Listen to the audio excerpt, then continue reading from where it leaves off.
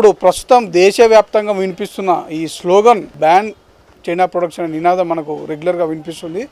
దీనికి కారణం ఈ యొక్క కరోనా మహమ్మారి సృష్టికర్త అయిన చైనా ఏదైతే ఉందో వాళ్ళు భారతదేశంలో విషయానికి వస్తే ఈ యొక్క చైనా ప్రొడక్ట్స్ విపరీతంగా ఈ యొక్క ఇంట్లో చిన్న వస్తువు మొదలుకొని తినే వస్తువు వరకు ఈ యొక్క చైనా వస్తువులని అధిక మోతాదులో ఈ యొక్క చైనా ప్రొడక్ట్స్ వాడుతున్నారు.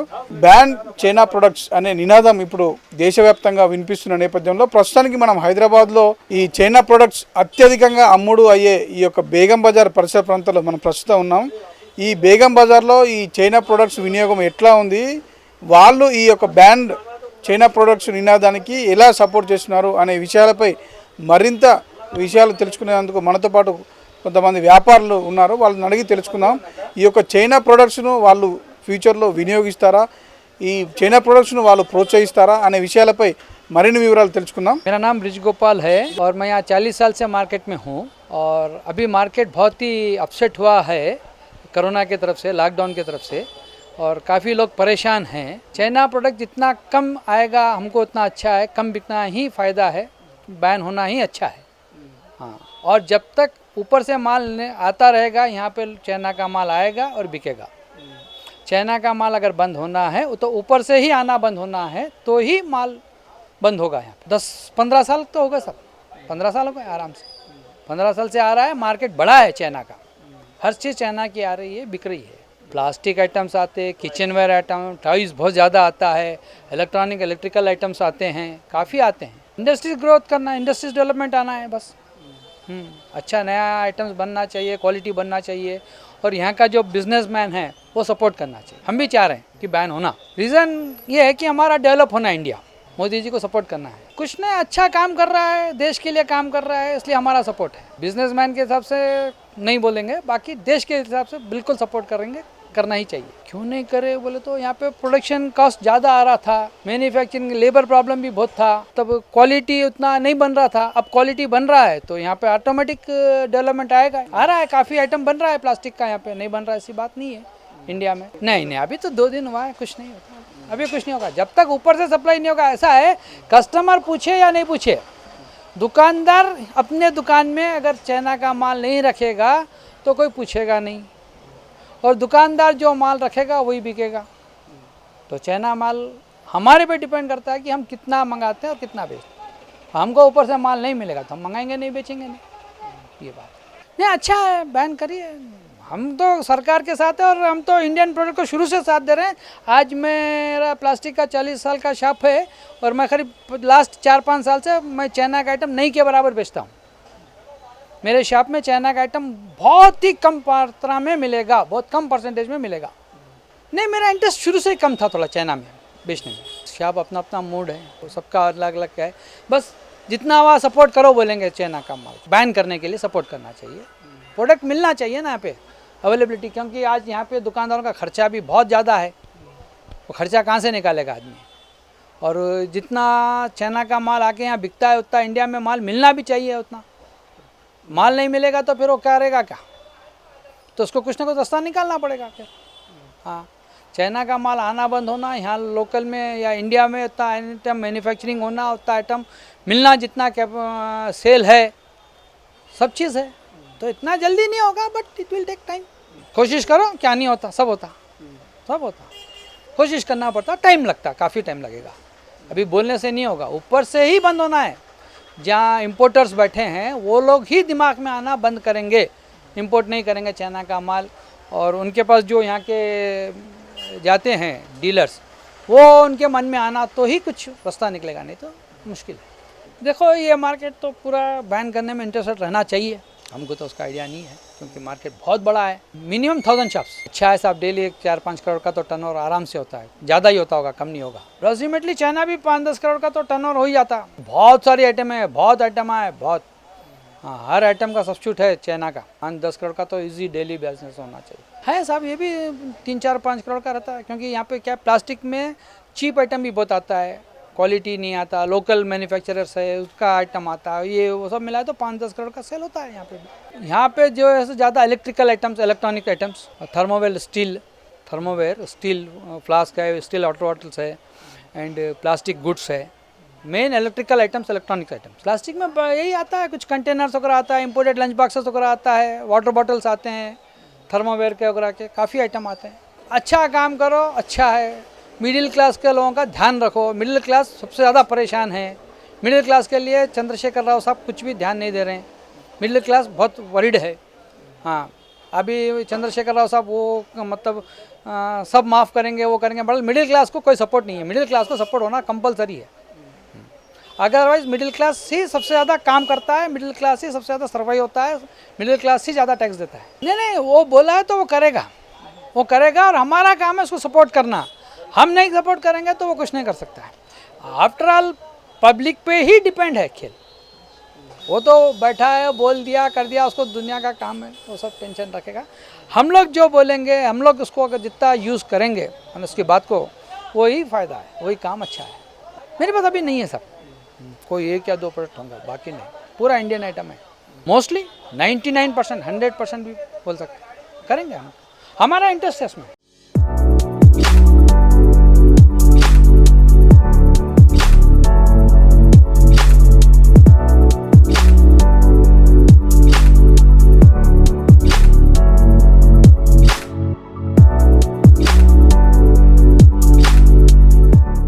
ఇక మనం ఇక్కడ షాప్లో కనుక చూసుకున్నట్లయితే, మీరు వెనక ఇక్కడ చూసుకున్నట్లయితే ఇక్కడ చూడవచ్చు, మనం ప్రతిదీ ఈ టిఫిన్ బాక్సులు కావచ్చు, ఈ యొక్క వాటర్ బాటిల్ కావచ్చు, లేదంటే ఇతరత్ర ఈ యొక్క చిన్న చిన్న వస్తువులు మొదలుకొని పెద్ద పెద్ద కంటైనర్లు వరకు ఈ యొక్క చైనా ప్రొడక్ట్స్ ఇక్కడ మనం చూసుకున్నట్లయితే టిఫిన్ బాక్సులు ఏదైతే ఉన్నాయో అక్కడ దాని కాంచి మొదలుకొని ప్రతి ఒక్కటి ఈ యొక్క చైనా ప్రొడక్ట్సే ఎక్కువ మనకు ఇక్కడ కనిపిస్తున్నాయి.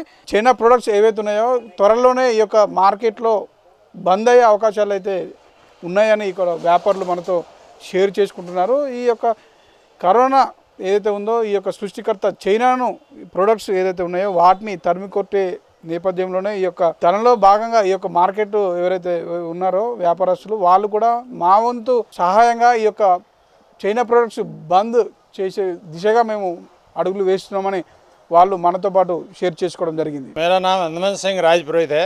मैं राजस्थान से हूँ। यहाँ के पिछले 30-35 साल से यहीं पे मेरा व्यापार है। और जैसा अभी मोदी जी ने एक अभियान चलाया है कि भाई आत्मनिर्भर भारत, उसके तहत हमें ज़्यादा से ज़्यादा स्वदेशी चीज़ों का उपयोग करना चाहिए। काफ़ी प्रोडक्ट्स चाइना के हमारे इस मार्केट के अंदर जो प्लास्टिक के हैं, मेलामाइंस के हैं और हाउस होल्ड के कई वेराइटीज़ जो ऐसे चाइना के जो इम्पोर्ट हो गए यहाँ आ रही है, तो लोग यहाँ सेल कर रहे हैं, बेच रहे हैं। जब चीज़ इस मार्केट में आएगी तो वाजिब लोग अपने मुनाफे के लिए, अपनी कमाई के लिए, आजीविका के लिए बेचेंगे। तो सबसे पहले तो गवर्नमेंट से ही उसको इतना बैन करना चाहिए कि इंडिया में वो इम्पोर्ट ही नहीं हो। मोदी जी का ये मिशन अच्छा है और हम खुद चाहते हैं कि भाई इस चाइना मार्केट चीज़ को इस मार्केट में एंट्री नहीं चाहिए। तो सबसे पहला तो इसका तरीका यही है कि हमारे पास वहाँ से आगे से आना बंद हो जाए। यहाँ पे क्या होता है, एक व्यापारी बाजू वाला बेचेगा और मैं नहीं बेचूंगा, तो एक लालच होता है कि यार हाँ वो कमाएगा। हर व्यापारी का एक लालसा होती है। तो सबसे पहले तो भारत के सरकार को इसको बैन करना चाहिए कि भाई भारत ये प्रोडक्ट्स आए नहीं, और व्यापारी को भी मोदी जी का सहयोग करना चाहिए। भाई दी वे आता भी है तो भी हमें ये चीज़ नहीं बेचना, अवॉइड करना चाहिए। क्यों कि मोदी जी हमारे लिए लड़ रहे हैं, मोदी जी हमारे लिए देश के लिए अच्छा काम कर रहे हैं, तो हमें उनका सहयोग करना चाहिए। अब कल ही देखिए, हम टीवी में, मीडिया में देख रहे हैं हमारे साथ सीमा पर कैसा बर्ताव हुआ। हम इनको बढ़ावा दे रहे हैं और वो हमारे ऊपर ही इस प्रकार से हमले कर रहे हैं। तो मेरा ये ओपिनियन है कि इस मार्केट में सभी व्यापारी भाइयों से ये अनुरोध है कि चाइना आइटम पूरा बैन लगाए, अवॉइड करे और मार्केट में नहीं सेल नहीं करे। अब चाइना प्रोडक्ट्स का अमूमन आंकड़ा तो देखिए मैं नहीं बता सकता कितना होता होगा, क्या है कि इसका ना तो कोई लोग अपने अपने हिसाब से बेचते हैं, क्योंकि कोई इनडायरेक्ट लाता है, कोई डायरेक्ट लाता है। तो इसका पूरा तो ब्यौरा मैं नहीं बता सकता, इसका मुझे पूरा ज्ञात नहीं है, जानकारी नहीं है। फिर भी 40% या 30% तो सेल यहाँ का चाइना से ही होता है। 30 to 40% चाइना कई प्रोडक्ट्स ऐसे जैसे खिलौने हैं, खिलौने में 50 से 60%, खिलौने में 50 से 60%, ऐसे प्लास्टिक में भी, और कई मैनी प्रोडक्ट्स ऐसे हैं। तो हमारे व्यापार का 30 to 40% चाइना पे निर्भर है। ये हमने इनको बढ़ावा दिया है। बढ़ावा देने का कारण अपनी लालसा है। तो आगे से ये बैन होता है तो हम इसको अवॉइड कर देते हैं। बेगम बाजार एरिया ही तो है पूरा तेलंगाना का हार्ट ऑफ तेलंगाना है, ये व्यापार का हब है ये तो यहाँ तो अभी करोड़ों में है, करोड़ों में इसका सेल है। अब आंकड़ा तो मैं क्या बता सकता हूँ, लेकिन करोड़ों में है उसका सेल। 40 to 50% यहाँ चाइना के माल बिक रहा है। इसमें प्लास्टिक भी है, इसमें मेलामाइन क्रॉकरीज भी है, इसमें थर्मोवेयर भी है, इसमें और भी बहुत सी वैरायटी है चाइना से यहाँ पे आती है और वो भी यहाँ बिकती है। तो काफ़ी मतलब कम से कम 400, 500, 1000 कितने कह सकते हैं आप, 30% ही गिनो ना, 30 to 40% चाइना की आइटम है, उसका सेल है यहाँ पे। इंडिया मैन्युफैक्चरिंग में एक ही है, इंडिया के मैन्युफैक्चरर को एक ही उस पर ध्यान देना है कि उसकी क्वालिटी पे समझौता नहीं करे, क्योंकि इंडिया का जो प्रोडक्ट फर्स्ट आता है बहुत बढ़िया होता है, और उसके बाद में जैसे जैसे उसका रेट मतलब मटेरियल का रेट बढ़ता है तो वो भाव बढ़ता जाता है। तो उस भाव के साथ समझौता ना करके भाव बढ़ाइए, लेकिन क्वालिटी में कमी मत करिए, उसके हिसाब से वो मार खा जाते हैं। तो उसमें क्या है, जैसे एक चीज़ है 10 रुपये कॉस्ट पड़ी है, इन फ्यूचर में उसका मटेरियल का रेट बढ़ जाता है, 15 में पड़े तो परवाह नहीं, 15 में दो, हम 16 में बेचेंगे। लेकिन क्या करते हैं, उसकी क्वालिटी लो कर देते, उसमें अपना प्रोडक्ट्स मार खा जाता है और चाइना का पिकअप हो जाता है। क्वालिटी मेंटेनिंग में हमारे जो व्यापारी आगे जो प्रोडक्ट्स है मैन्युफैक्चरर है, उनको उस पर ध्यान देना चाहिए कि देखिए हम उस मैन्युफैक्चरिंग में साथ रेट में बढ़ा सकते हैं, लेकिन क्वालिटी में गिरावट नहीं आनी चाहिए। डिफरेंस कुछ भी नहीं, डिफरेंस ये है कि बस क्वालिटी का ही, उनके पास रेट कम रहता है और शाइनिंग ज़्यादा रहता है, दिखने के अंदर बढ़िया दिखता है, चलने में कुछ भी नहीं रहता, आगे जाके चलने में कुछ पैसे पूरा वेस्ट है, जो पैसे लगाते हैं पूरा वेस्ट है, लेकिन लेने वाले की चमक दिखती है। उस टाइम में लेने वाला उस पर मोहित हो जाता है कि भाई ये प्रोडक्ट दिखने में अच्छा है, लेकिन इंडिया का टिकाऊ है, वो नॉन टिकाऊ है, लेकिन फिर भी हर कोई देखता है कि अच्छी चीज़ लें। तो बस यही है कि इंडिया जो प्रोडक्ट्स के साथ कम समझौता नहीं करे, प्रोडक्ट अच्छा बनाए और अपने रेट भले ही बढ़े, लेकिन चीज़ के साथ समझौता रखे।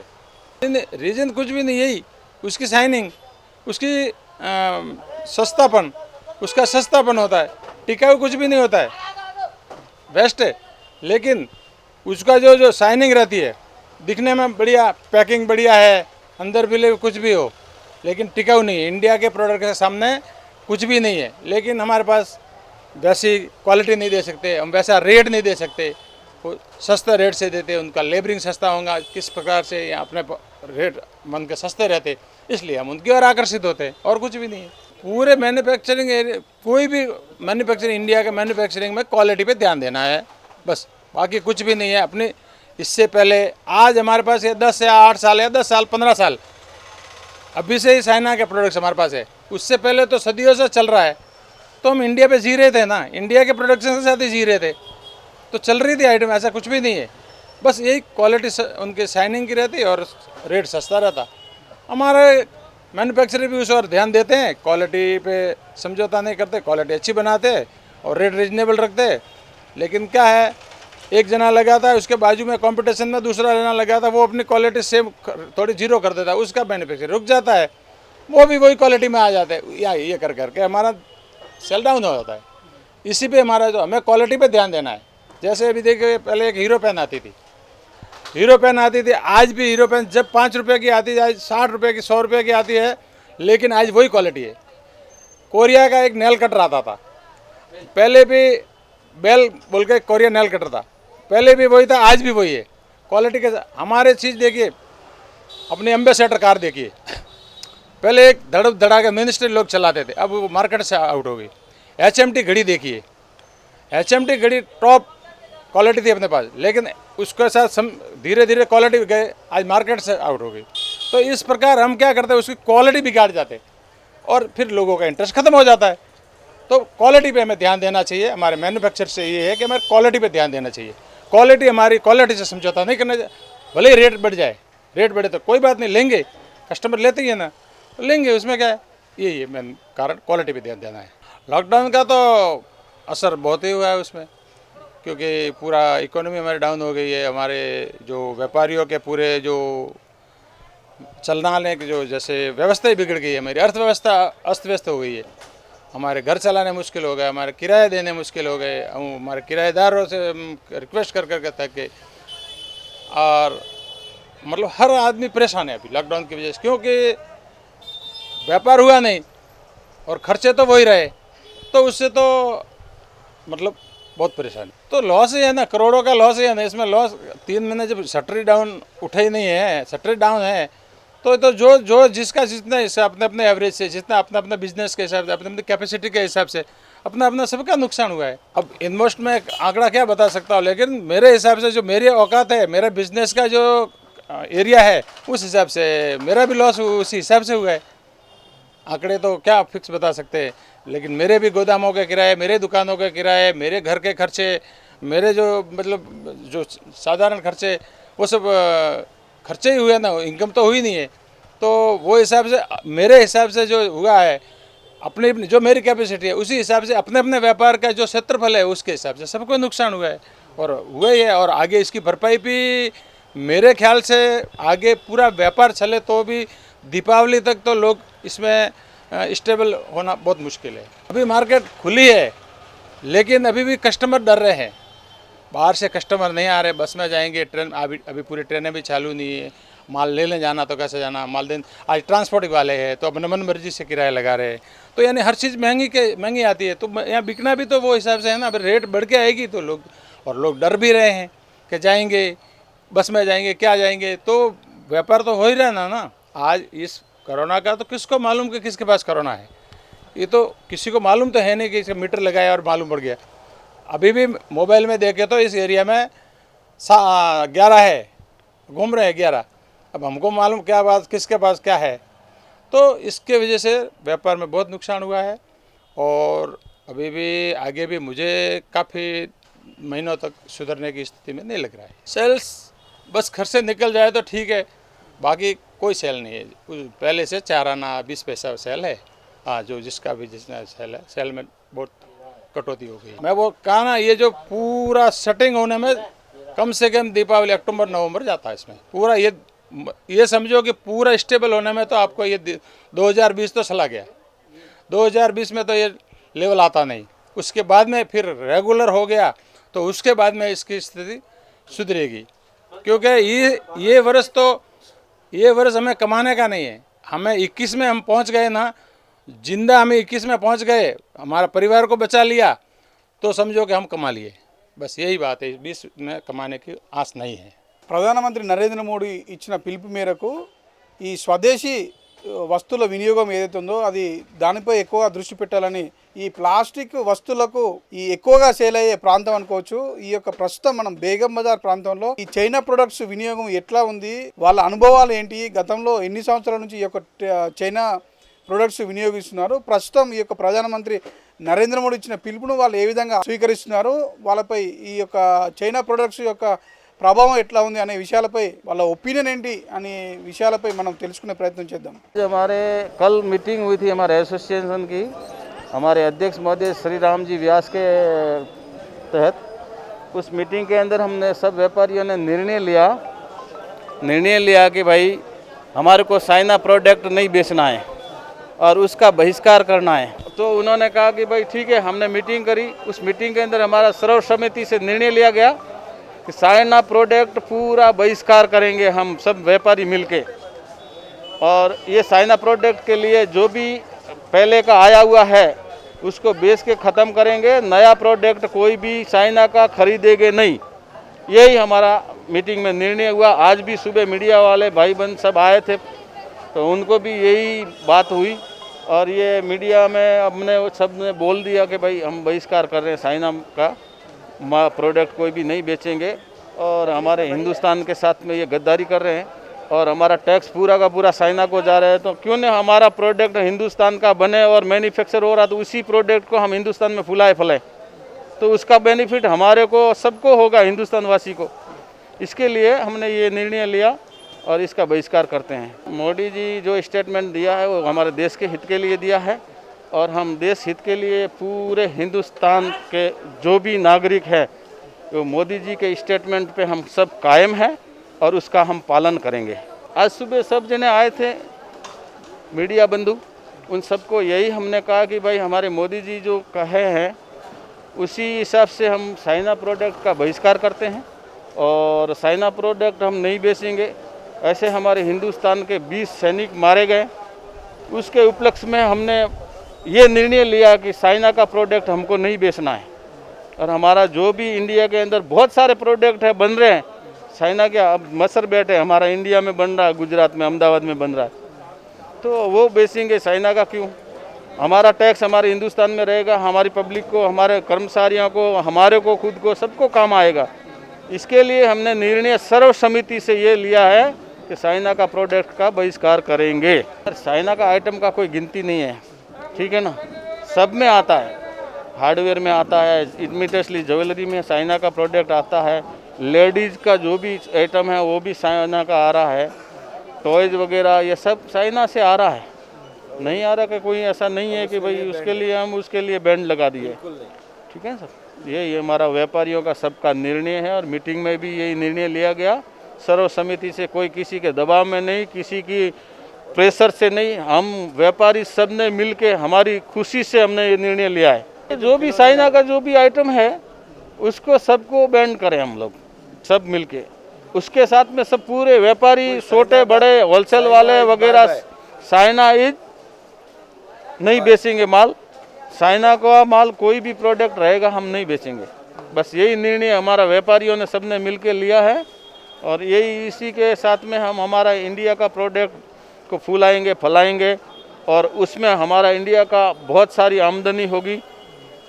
लाखों की तादाद में व्यापारी है, सब व्यापारियों ने ये निर्णय लिया था, हम भी उनके साथ में और मोदी जी के साथ में, और मोदी जी ने जो भी हिंदुस्तान के लिए स्टेटमेंट दिया है वो सर्वोपरि है, उसका हम पालन करते हुए हमने ये बहिष्कार किया है। नहीं, कस्टमर हमारे को कुछ भी नहीं बोलता, कस्टमर तो यही बोलते कि भाई कस्टमर भी तो हमारे पास आता है, हमारे हिंदुस्तान का है, कौन सा वो बाहर से आता है, उसके लिए हम अगर नहीं बेचेंगे तो कस्टमर क्या पूछेंगे। हम जो आइटम बेचेंगे, जो आइटम बेचना चाह रहे हमारे इंडिया की, जो हम दुकान में रखेंगे तो कस्टमर खुद बोलता है कि भाई हमको ये आइटम दो, ऐसा कस्टमर का कोई वो नहीं है इशू के भाई हमारे को चाइना ही होना बोल के। अभी टाइमिंग हमारा सुबह 9 से 5 बजे है, ये हमने निर्णय लिया सब ने मिल के, व्यापारियों ने। गवर्नमेंट की तरफ से तो सुबह 9 से 8 बजे तक है, लेकिन हमारी एसोसिएशन की तरफ से संस्था ने ये निर्णय लिया है कि भाई कोरोना की महामारी के हिसाब से सुबह 9 से शाम को 5 बजे तक दुकान रहेगी, उसके बाद में क्लोज।